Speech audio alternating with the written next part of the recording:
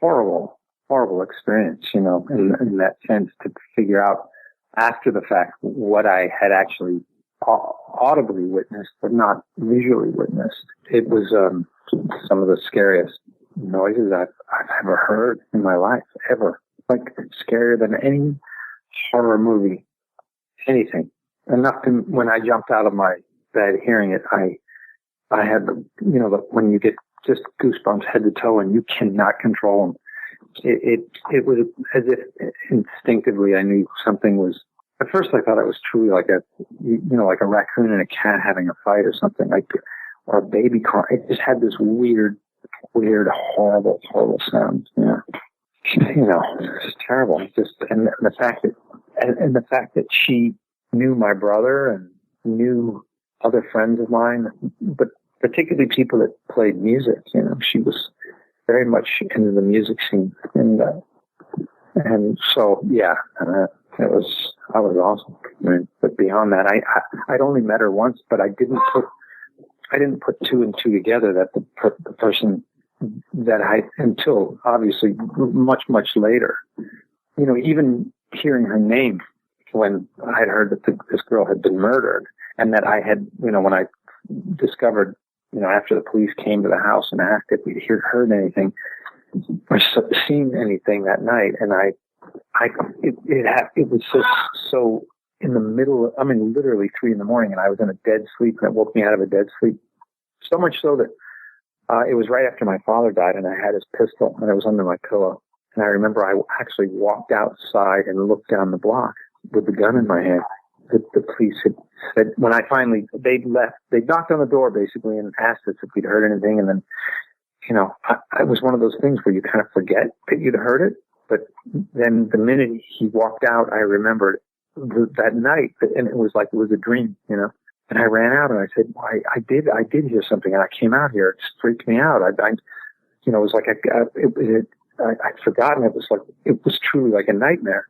And he said, where did you walk out to? And I pointed down the sidewalk, and he said, did you go into the street? And I said, no, I just looked down the sidewalk. He said, you'd gone to the street, you'd have seen her. She was laying in the street.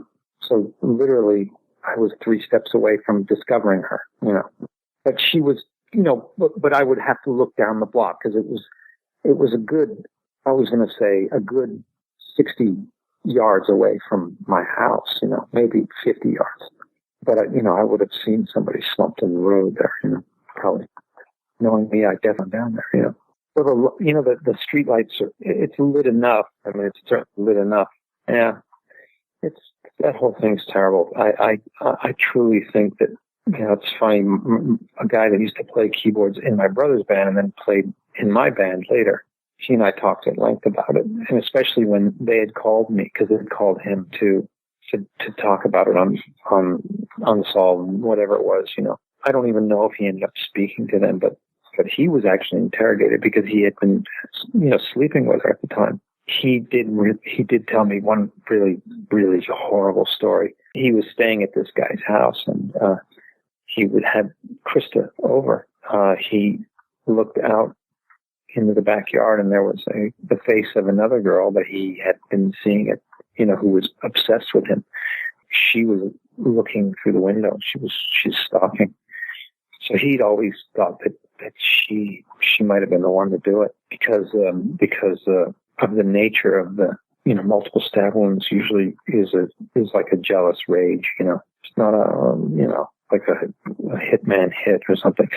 And apparently she knew and had been around a lot of people and seen a lot of crazy stuff that, back then there was a real underbelly to Los Angeles that was dark and kind of wild. And I'm sure, she probably saw things that she wasn't supposed to, I'm sure. Yeah, it was all so crazy at that time.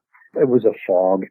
And then the 3 of us, 3 of the 4 boys all living in one house together, and, everybody being in such a crazy flux in their life. And the oldest of the boys that was living in the house he was the one who knew her really well. And he was in the band, and he was struggling to make it. And it was it was rife with all kinds of problems, drugs and craziness. It was crazy, just crazy. It was madcap.